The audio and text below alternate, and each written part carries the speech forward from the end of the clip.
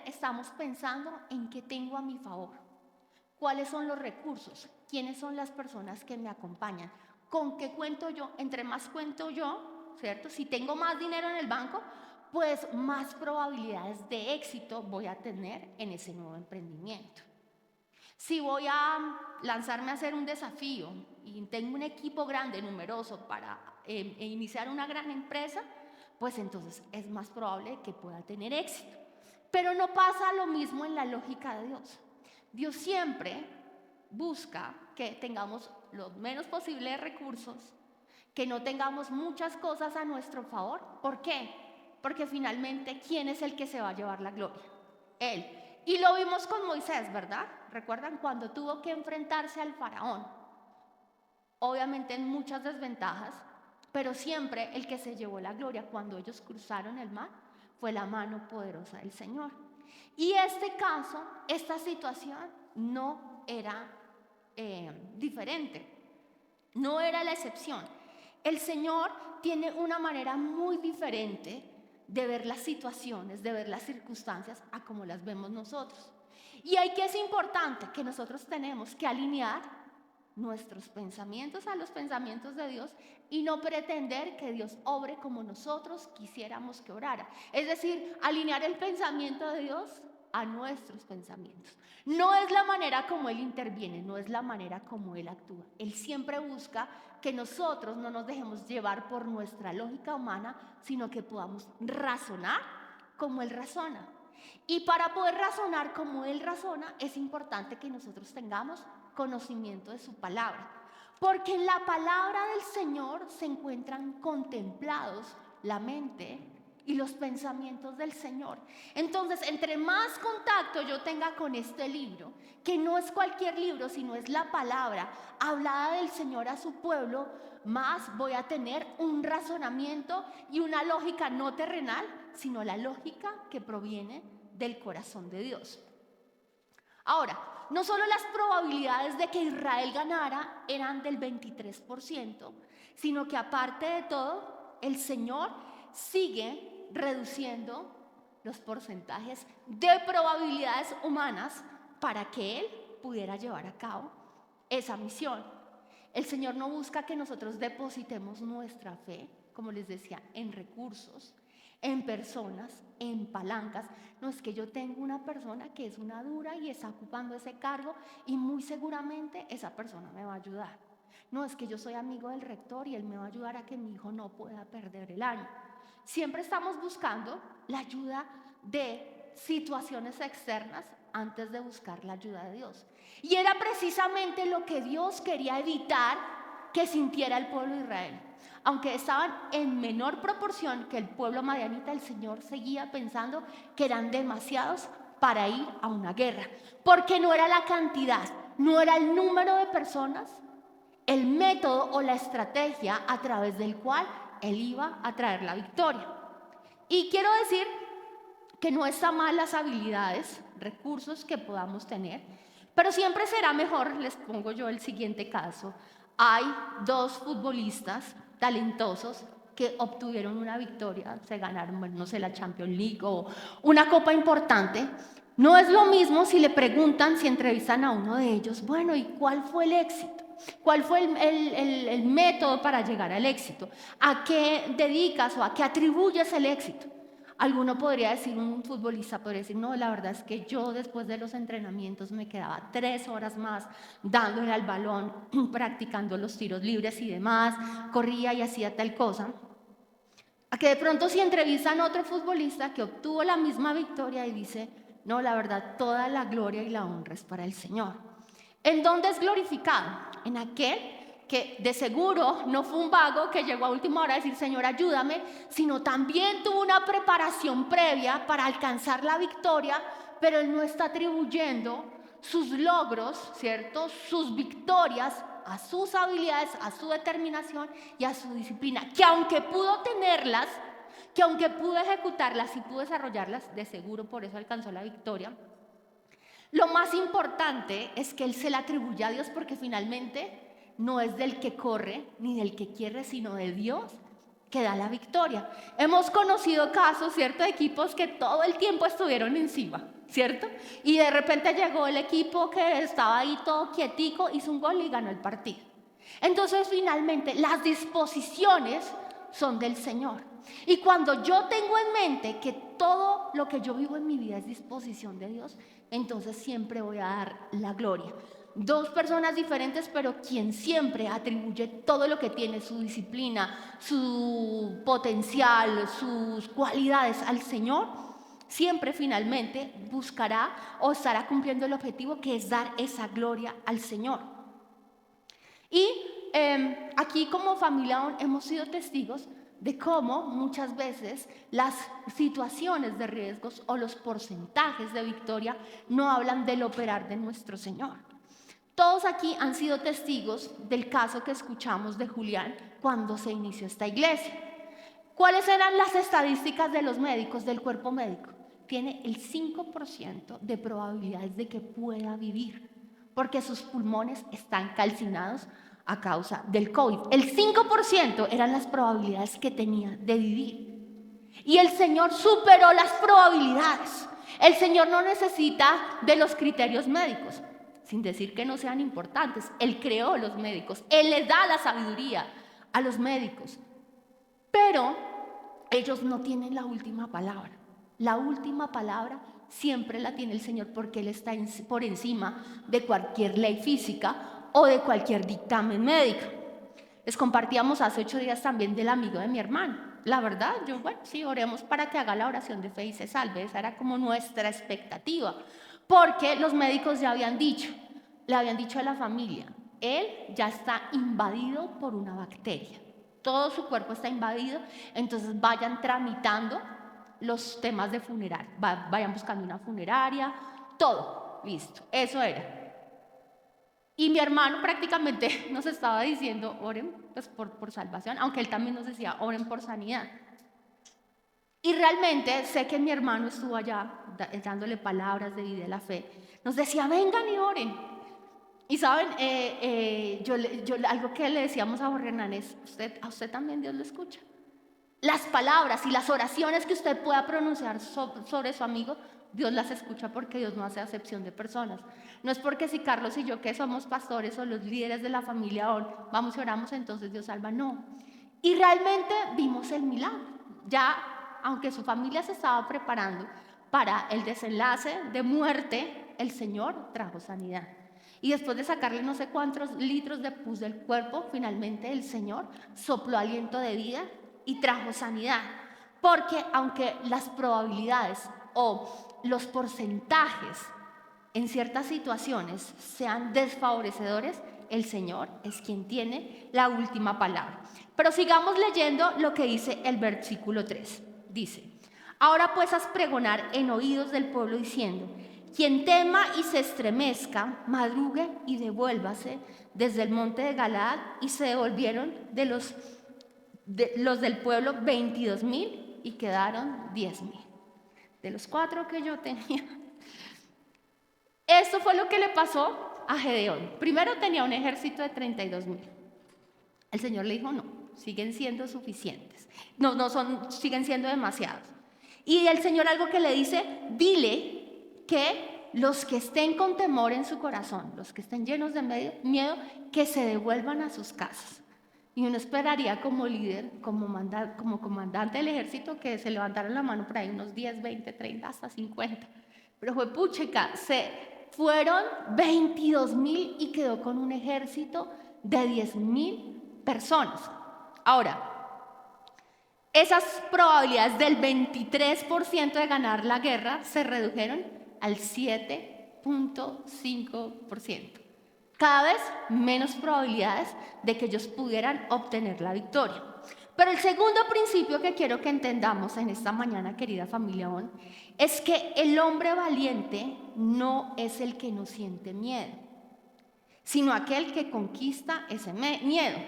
Y parecería contradictorio con lo que estoy leyendo, porque el Señor dice, el que tenga miedo o el que tenga temor, que se vaya para su casita.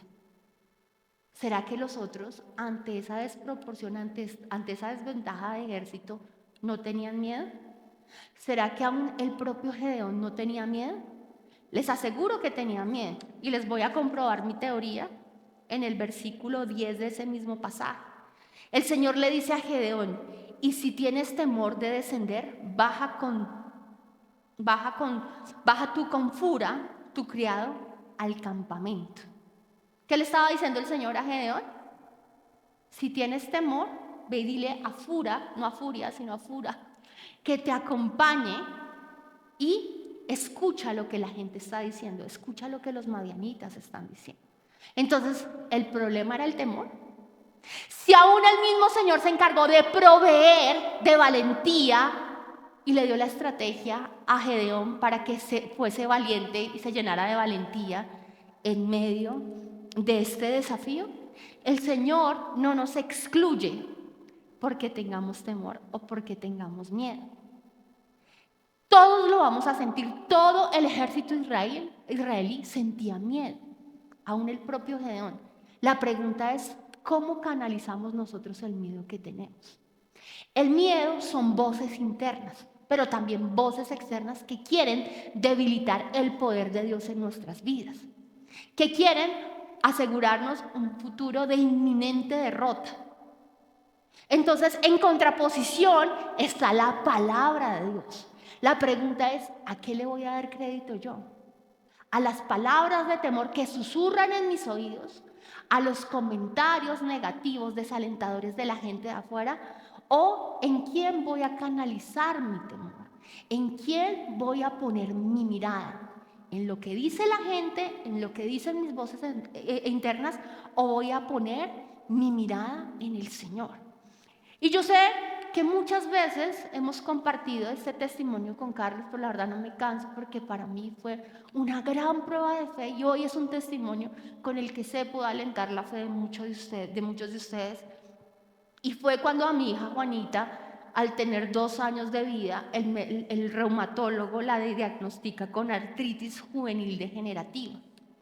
El desenlace y el pronóstico de lo que iba a ser esta enfermedad, de los avances o alcances que iba a tener esta enfermedad en el cuerpo de mi hija eran desalentadores. Ella nos decía, es posible, porque ella inició con la artritis en su rodilla derecha, en sus 2 tobillos, así fue como empezó, y nos decía la doctora, es muy posible que la artritis pueda seguir subiendo y pueda tomar algunos de las articulaciones de los ojos y la niña quede ciega. También es posible que al empezar a crecer sus rodillas se tuercen, entonces ella no pueda caminar. O sea, el peor panorama con el cual uno pueda visualizar a su hijo, no lo pronosticó la doctora. No voy a negarles que eso a nosotros como padres nos llenó de temor, de angustia, de tristeza, porque era ver que nuestra hijita, que era súper corretona por todos los centros comerciales, ya no lo podía hacer. Ahora siempre teníamos que llevarla en coche. Y fue un impacto grande para nosotros. Yo le informé a mi familia, por favor, estén orando por mi hijita porque le diagnosticaron esto. Y más que mi abuelita, pues casi toda su adultez tuvo que padecer de esta enfermedad y fue una mujer muy impedida y con muchos dolores. Entonces, quería que la familia orara, pues porque ya teníamos un antecedente en la familia, pero algo que realmente no hicimos fue abrir el internet para mirar cuál era el desenlace de esta enfermedad. Nunca nos asesoramos, o sea, nunca Google ni internet fue un mecanismo a través del cual nosotros empezáramos a llenar nuestros pensamientos. Por el contrario, fuimos a la palabra. ¿Qué enseña la palabra acerca de sanidad? ¿Qué poder reside en la sangre de Jesús para que nosotros podamos ver sanidad sobre nuestra vida? Y aunque no fue una oración de la noche a la mañana, fue una oración que tardó alrededor de creo que 1 año, fue una oración perseverante, fue una confesión constante de la palabra de Dios, donde después de recibir esa noticia decidimos llevar nuestro temor al Señor y alimentarnos de las promesas que están contenidas de sanidad para su pueblo. Recuerden que el pan de los hijos de Dios es la sanidad. Y eso le dijo el Señor a la sirofenicia. Él estaba hablando acerca del pan de sanidad. El pan que otorgó el Señor al pueblo a través de su muerte es la sanidad. Y de esa palabra fue que nosotros empezamos a llenarnos. Pero un día X llega una familiar y me dice: ay, Dianita, usted ya tuvo la oportunidad de leer eso tan terrible que es la artritis juvenil degenerativa, el desenlace tan tenaz. Y no la dejé terminar. Le dije: no, tía, yo ni me... Ay, dije: tía, bueno, ya la saqué al agua, pero tengo muchas tías. Le dije: no, yo no estoy leyendo eso, la verdad. Yo no me gusta centrarme y escuchar eso, sino que yo estoy leyendo la palabra del Señor y yo confieso lo que está escrito en la palabra del Señor. Y ella quería ser como insistente en el tema y no. Y después de eso no tuve la curiosidad, ni dejé que me contara qué era lo terrible que decía el internet, sino que cerré mis oídos. Porque cuando vienen batallas de fe, lo importante no es el miedo que siento, sino cómo voy a canalizar y a quién le voy a llamar ese temor. ¿A quién le voy a dar crédito? ¿Al internet? ¿Al desenlace que dice que va a ocurrir? ¿O a lo que dice la palabra del Señor? Cuando vamos a la palabra, empiezo a tener no la lógica del mundo, no la lógica natural, sino empiezo a razonar y a pensar como Dios quiere que yo viva. También yo sé, hace un tiempo les conté de una situación no tan traumática, más cotidiana, y fue del paseo que tuvimos con mi familia, con la familia de Carlos. Tuvimos la oportunidad de ir a un lugar donde habían unos toboganes, y yo sé que todos acá han ido a piscinas con toboganes. Algunos no se suben porque no les gusta esa experiencia, esa adrenalina, no la disfrutan. Pero recuerdo que estábamos haciendo la fila para subirnos a unos toboganes que eran súper altísimos. Y yo, machica, el corazón se me iba a salir. Y yo: pero tengo que ser valiente, yo puedo, Diana, tú puedes. Pero con el corazón así. Y habían 3 toboganes, estaba el más empinado, que era el de la mitad, y habían otros 2 que circulaban. Algunos miembros de la familia dijeron: no, yo por allá no me trepo, yo no me voy a subir en eso, a mí eso me da pánico, temor, no me subo. No lo disfruto, respetable. Y yo: no, lo voy a hacer, va. Y tuve un pensamiento en mi mente, dije: yo me voy a votar por el más peligroso, pues por el más peligroso, por el más empinado, porque tampoco es que fuera, mejor dicho. Y cuando uno se sube, uno empieza todo curioso a preguntarle a la persona que está ahí organizando. Yo: ay, ven, y es muy fuerte el totazo cuando uno cae allá y no sé qué. Y el tipo, ustedes saben cómo son esos tipos de casposos, ellos en vez de ayudar antes quieren que uno se llene más de pánico para deleitarse viendo la cara de angustia que uno pone. Le digo: muy duro el totazo. No, pues la verdad, no es tanta la gente que muere cuando se cae allá. Entonces, ay.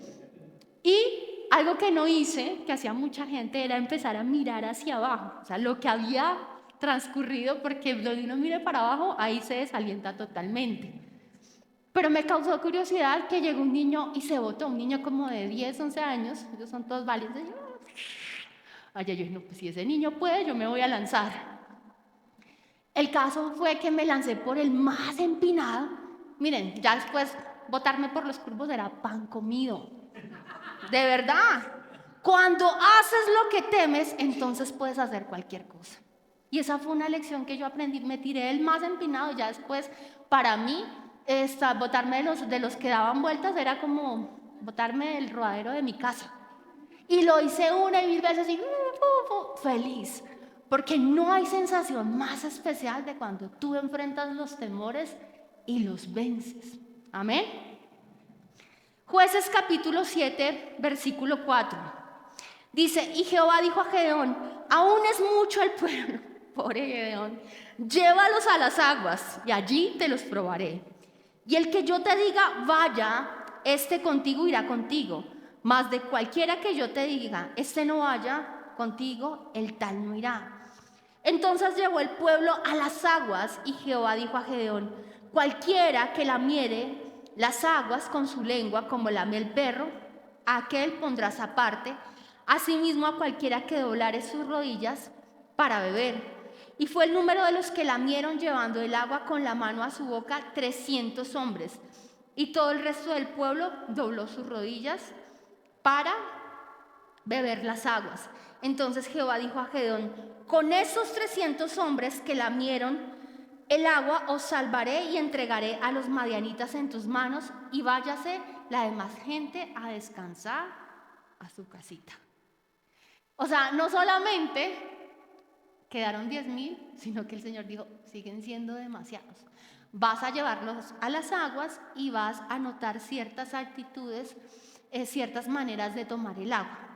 Los que no se lancen como locos a chuparse el agua así, los que doblen sus rodillas, esos no los vas a usar. Tú vas a usar a los que van a tomar el agua con la manito, se la van a llevar a la boca y esos son los que vas a usar.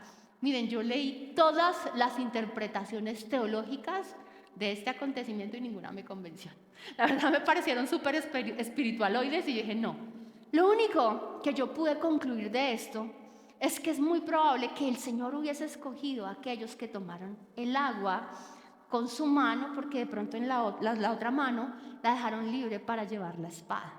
Entonces no se dejaron llevar por el instinto de sed y se botaron allá como locos a tragarse a beberse el agua que encontraron en medio del desierto, sino que tuvieron la precaución de, aunque tenían una sed espantosa. ¿Cuántos han tenido una sed espantosa? No quiere y hasta se moja, ¿sí o no? Pero estos llegaron y tomaron el agua con la mano y muy posiblemente en la otra tenían la espada. Puede ser que estaban más atentos y dispuestos, puede ser. No quiero decir que sea así, pero es alguna conclusión que yo puedo sacar. El caso es que más allá de las características que el Señor hubiese visto en estos 300, Él dijo son 300, no son más. Son 300, es decir, que las probabilidades de ganar esta guerra se redujeron a un 0.22%. O sea, ni siquiera llegaban al 1% para ganar la guerra. Ahora las probabilidades eran del 0.22%. No había manera lógica, natural, racional de que un ejército de 300 soldados pudiese vencer a uno al que iban a enfrentar con 135,000. Quiero hacerles una pregunta en esta mañana. ¿Quiénes de ustedes invertirían en un negocio donde las probabilidades de obtener rentabilidad o ganancia fueran del 0.22%? ¿Cierto? O sea, ¿quién lo haría? Tendría que estar loco o que Dios le hubiese dado una palabra, ¿sí o no? No es una cifra para nada alentadora en ningún escenario donde se plantee. Si yo voy a enfrentar un equipo y me dicen que tengo el 0.22% de ganarle, pues como que es más chica. Pero el recurso más importante que tenían los israelitas ni siquiera residía en los 300 valientes. No fue que se levantaron 300 como la película de los espartanos, con la chocolatina marcada así todos fortachones. No. El recurso más importante que tenían los israelitas para ganar la guerra no era de los 300 musculosos que se iban a enfrentar con el ejército madianita. El recurso más importante que tenía Israel para ganar la guerra se llamaba Jehová de los ejércitos. Era el Señor, no eran los 300. Muchas veces decimos los 300 de Jehová. No, fue el Dios que acompañaba a ese grupo de 300 soldados. Tal vez algunos panzones, barrigones, pero valientes que no se volvieron a la casa. Porque la gloria era del Señor. Jehová, Dios, era el que se iba a glorificar en medio de la guerra. Recordemos que nuestro Dios no es hombre ni hijo de hombre para mentir. No solamente Dios iba en medio de ellos, sino que su palabra estaba de por medio. Él ya le había dicho a Gedeón que por mano de él iban a obtener victoria sobre los madianitas. Había una promesa de por medio y Dios no es hombre ni hijo de hombre para mentir. Amén. Tercer principio de fe que debemos entender, querida familia, hoy, es que tú confías en quien conoces. Les lanzo otra pregunta en esta mañana. ¿Ustedes confiarían el cuidado de sus hijos a cualquier persona? ¿El cuidado de su casa? ¿A alguien que desconocen? ¿De sus finanzas? Guárdame estos 5 milloncitos de pesos a un extraño. Tú confías tus bienes, las personas que amas, a personas dignas de confianza. ¿Y saben quién entendía muy bien este principio? El rey David. David por esto pudo dar las siguientes declaraciones en su enfrentamiento frente al gigante Goliat. Primera de Samuel 17:45 dice lo siguiente: Entonces dijo David al filisteo: tú vienes a mí con espada, lanza y jabalina, mas yo vengo a ti en nombre de Jehová de los ejércitos, el Dios de los escuadrones de Israel, a quien tú has provocado. Allá David en la guerra así, muy machito, usted viene contra mí con espada, lanza y jabalina. Pero quiero decirle que yo tengo un recurso más poderoso para enfrentar. Mi recurso más importante es quién va conmigo. En Cristo soy más que vencedor. Usted puede venir con las últimas armas, las armas más tecnológicas tal vez de la época. Usted puede ser el macancán más grande, pero yo tengo un recurso más importante para vencerlo, y es que Dios ha prometido estar conmigo y que me va a dar la victoria sobre esta batalla. Pero ¿por qué él pudo hacer esta confesión? Porque él ya había conocido a Dios en lo secreto. Él conocía a un Dios en privado que cuando nadie lo estaba viendo lo había librado de la boca del león y de la boca del oso a sus ovejas. Él ya se había enfrentado, él ya había tenido guerras privadas en donde Dios se había revelado a su vida. Por eso cuando llegó el momento de estar en una batalla de más importancia, no dudó del Dios que tenía. Quiero hablarles de otro ejemplo. Números 13, versículo 30. Entonces Caleb hizo callar al pueblo delante de Moisés y dijo: subamos luego y tomemos posesión de ella, porque más podremos nosotros que ellos. Versos posteriores dice: porque Dios está de nuestro lado. Había una característica, una similitud entre David y Caleb. Obviamente Josué también, pero aquí estamos hablando de Caleb. David y Caleb tuvieron una similitud, y es que los dos tuvieron que enfrentar gigantes. David tuvo que enfrentar al gigante Goliat, pero Caleb tuvo que enfrentar a los gigantes que vivían en la tierra de Jericó. Y hubo otra similitud. Mientras David conocía al Dios que podría librarles de la mano del gigante, el pueblo, ¿cómo estaba? Lleno de pánico, ¿cierto? Lleno de terror ante las palabras vociferantes de este Goliat que iba todos los días a desafiar y a incitar, a traer temor sobre el campamento israelí. ¿Cómo estaban los demás del pueblo? Llenos de pánico, dice la palabra. ¿Cómo estaban los 10 espías que acompañaron a Josué y a Caleb a reconocer la tierra de Jericó? Llenos de temor, ¿no? Ellos son gigantes. Con una mano nos pueden aplastar, ¿sí o no? Con una patada nos mandan a la porra. Y así era como ellos estaban viendo. Pero ¿por qué David, por qué Caleb y por qué Josué pudieron ver la misma situación de una manera diferente? Porque habían aprendido a conocer a Jesús, a Dios en lo secreto. Cuando tú tienes una relación íntima con Jesús, cuando tú ya has librado batallas donde has puesto y depositado tu fe en Él, te queda fácil después verlo en situaciones más grandes o más complejas. Porque sabes que el Dios que te libró de una situación en particular no le va a quedar grande liberarte de situaciones más grandes. Y esta era la certeza, y esto era lo que había en el corazón de David. Por eso pudo decir estas palabras.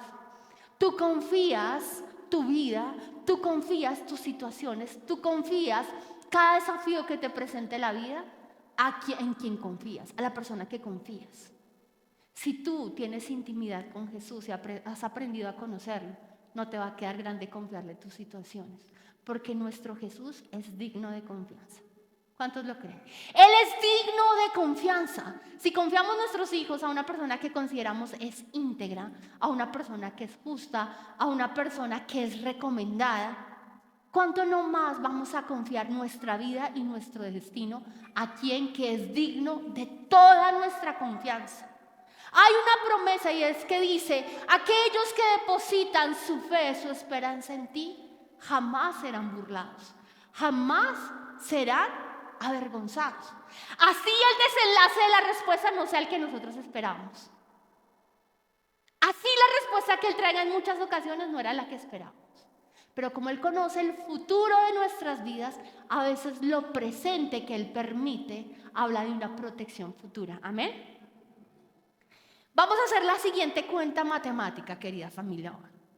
300 versus 135.000 pesos nos puede dar igual, ¿qué pasó? 300 frente a 135.000 nos da el siguiente resultado, una gran derrota. O sea, 135.000 frente a 300.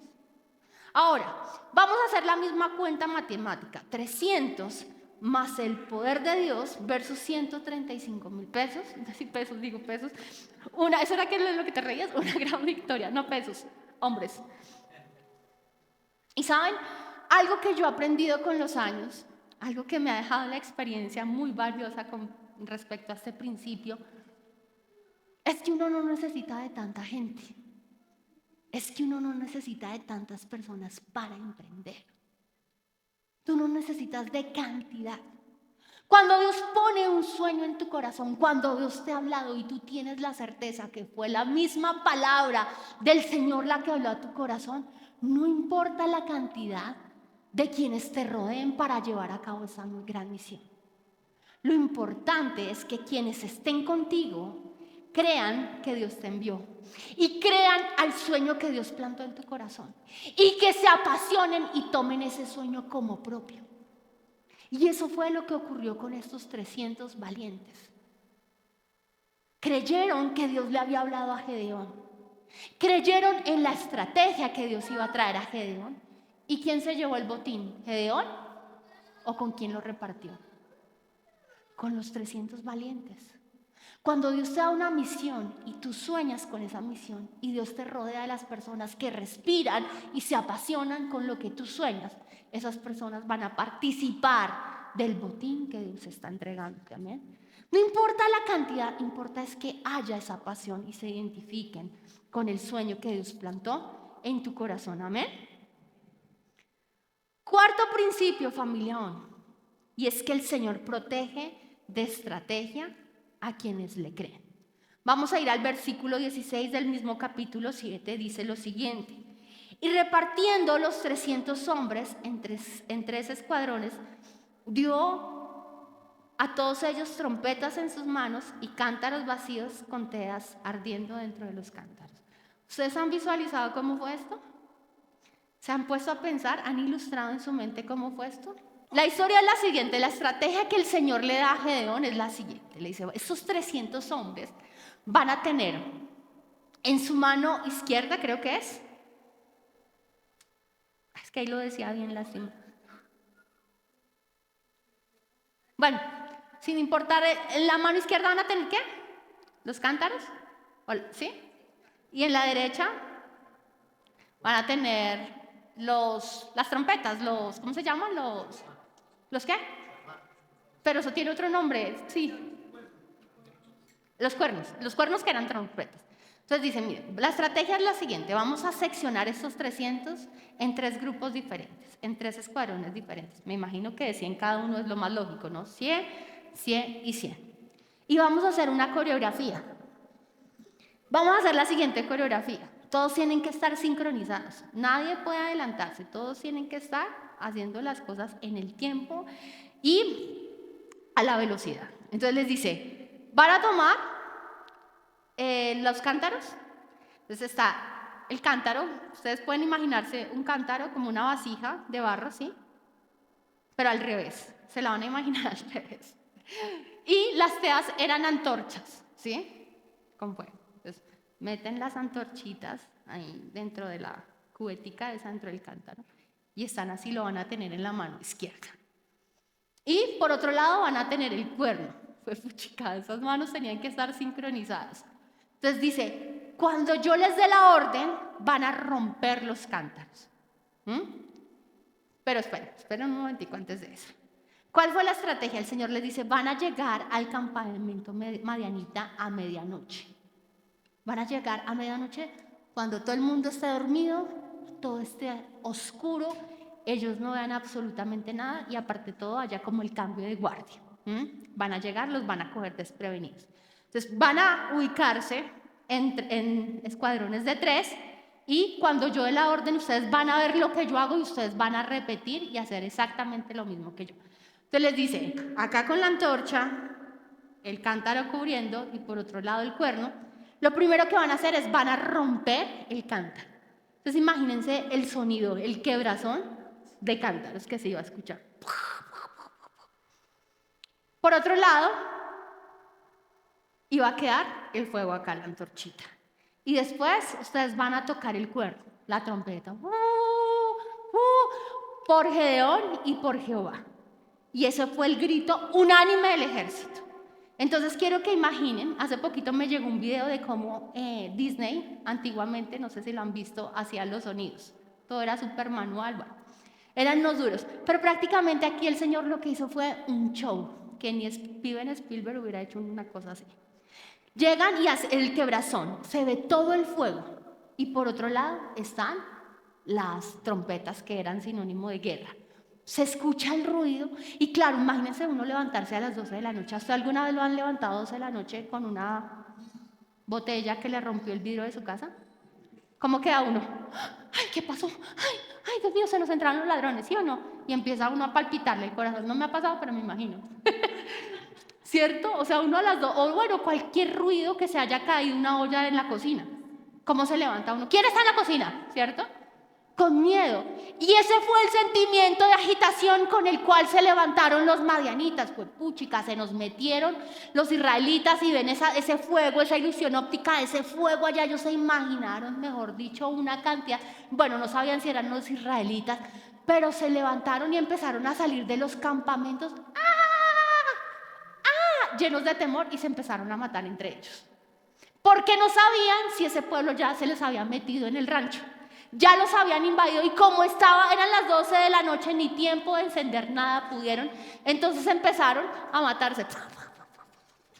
Se empezaron a matar los unos con los otros. ¿Y qué pasó? Y allá los otros gorditos, 300, no mentira, yo no digo si eran gorditos, pero ellos no hicieron nada. Ellos no pelearon, ellos no participaron en la guerra, lo único que hicieron fue un show óptico. Y así fue como salieron huyendo los madianitas. Y Gedeón le dice algo a un mensajero, le dice, vaya y dígale a los de Aser, a los de Neftalí, a los de Aser y a los de Manasés, que ya van corriendo, que los remate. Y fue la manera en cómo el Señor le entregó la victoria a Gedeón y sus 300 guerreros. ¿Cuántos saben cuando le escuchamos acerca de los valientes de Gedeón? Nos imaginamos los mismos 300 espartanos de la película de 300, ¿cierto? Pero la verdad no fue lo que ocurrió, ni siquiera pelearon. Lo único que hicieron fue tocar eso. Entonces fíjense cómo aunque las probabilidades eran nulas para ganar la guerra, ni siquiera tuvieron que pelear. Lo único que hicieron esos 300 fue alinear su mente a la lógica y al razonamiento de Dios. Y Dios de manera inesperada les dio la victoria. ¿Saben que sí se puede aplaudir de estos 300 valientes que no decidieron devolverse a la casa y que aprendieron a seguir instrucciones? Quiebren, levanten la antorcha, toquen los cuernos. Fue lo único. Y cuando nosotros aprendemos a seguir las instrucciones que están contempladas en la palabra del Señor, tenemos una victoria inminente. Amén. Que estos 4 principios de fe, querida familia, queden atesorados en nuestro corazón. La lógica nuestra no es la misma lógica de Dios y tenemos que alinear nuestros pensamientos a como el Señor piensa. El hombre valiente no es el que tiene miedo. No pienses que eres descartado o eres desechado porque tienes miedo. Lo importante es cómo voy a canalizar ese miedo, en quién voy a depositar ese miedo y a qué le voy a dar crédito. Lo tercero que veíamos es, confías en quien conoces. Entre más cultives una relación personal con Jesús, más vas a confiar en todas las situaciones cotidianas que se te presenten. Y lo último, el Señor provee estrategia a quienes le creen, de las maneras más inesperadas. Leí hace poco también la historia de una señora que quedó viuda con una cantidad de hijos y emprendió un negocio de arepas. Y ahora, no estoy segura si el negocio se llama Doña Arepa o bueno, no recuerdo. Pero ha levantado toda una empresa, es toda una empresaria y vemos sus arepas en los diferentes almacenes de cadena, todo porque en una situación de tensión decidió creerle al Señor y con arepas, con algo que no parecía poder producir mucho, pudo levantar a sus hijos y pudo levantar un gran negocio. Amén. Entonces, que podamos tener en que podamos decirle al Señor, Señor, atesora estos 4 principios. Pero ¿saben qué es bonito también? Que los otros, que me imagino se fueron a la casa porque tenían miedo, después fueron alentados al contar la manera tan poderosa en cómo el Señor había traído a estos 300 valientes la victoria. El Señor no desecha a nadie. Si en algún momento tú has desertado porque has permitido el temor, el testimonio de personas que se atrevieron y se lanzaron y le creyeron al Señor van a animar. ¿Y qué es lo que el Señor desea? Que nosotros seamos parte de esos 300 valientes que van a animar a aquellos que tuvieron miedo o pánico en algún momento, pero que fruto de ver el respaldo de Dios en nuestras vidas se van a animar a creer que si Dios lo hizo con nosotros, también lo va a hacer con ellos. Amén. Vamos a orar.